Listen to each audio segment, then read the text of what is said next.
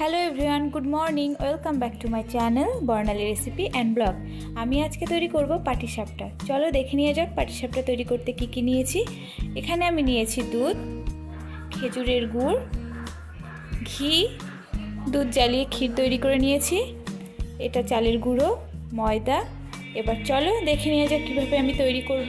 সর্বপ্রথমে আমি একটা বোলে ময়দা নিয়ে নিচ্ছি।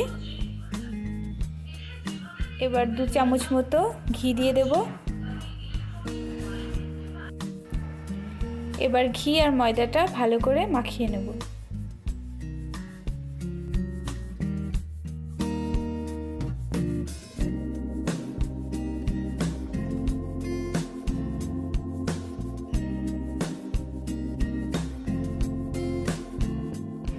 এবার চালের গুঁড়োটা দিয়ে দিচ্ছি।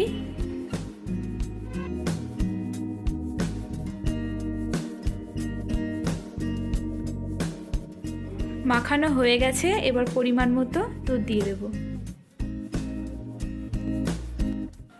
এবার দুধের সাথে চালের গুঁড়োটা আর ময়দাটা ভালো করে মেশাতে হবে, যেন কোনো গুটি গুটি না থাকে।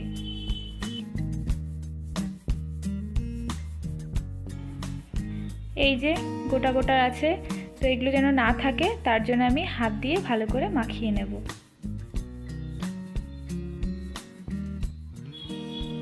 মাখানো হয়ে গেছে, এবার আমি খেজুরের গুড়টা দিয়ে দিলাম।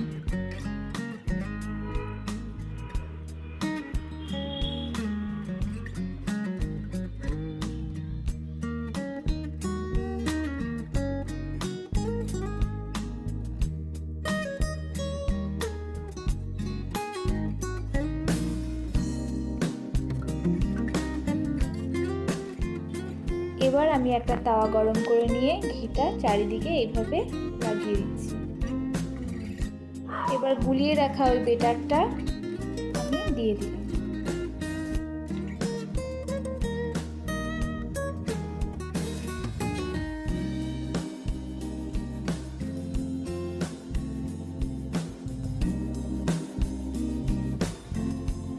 আর এই যে এটা আমি 1 কেজি দুধের ভিতর 4 চামচ চিনি দিয়ে ভালো করে জ্বালিয়ে ক্ষীর তৈরি করে নিয়েছিলাম, সেটা এখন দিয়ে দিচ্ছি। আর তোমরা চাইলে নারকেলের পুরও তৈরি করে দিতে পারো। একটা কচি নারকেল কুড়িয়ে তাতে চিনি দিয়ে ভালো করে জ্বালিয়ে একটা পুর তৈরি করে নিতে পারো, সেটাও খেতে সত্যি খুবই ভালো লাগে। তো সেটাও তোমরা বাড়িতে ট্রাই করতে পারো।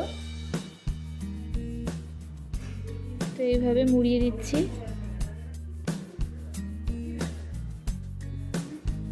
এপাশ ওপাশ একটু ভালো করে ভেজে নিয়েই তুলে নেব।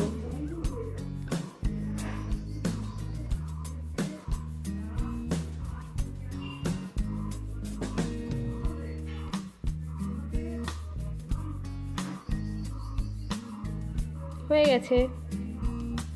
এবার একইভাবে আমি পরপর 2-1টা আবার দেখিয়ে দিচ্ছি।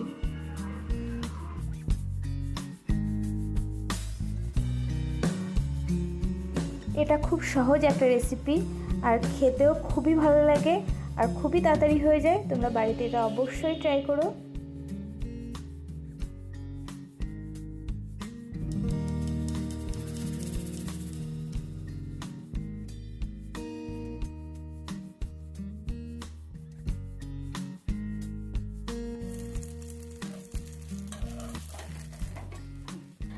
পাটিসাপটা তৈরি হয়ে গেছে।